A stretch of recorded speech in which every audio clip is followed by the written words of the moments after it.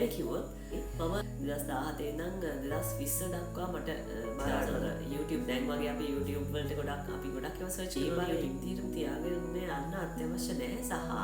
බලන්න හේවිලි නැහැ කියලා මම ඩීටේල් ලොකුවට කියලා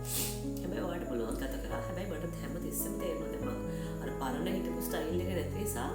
පරණ මම නැති හිත බබා හම්බෙනකොට සාමාන්‍ය ගොඩක් කිලෝ 60ක් විතර අඩු වේ මම පිටරටක ඉන්නේ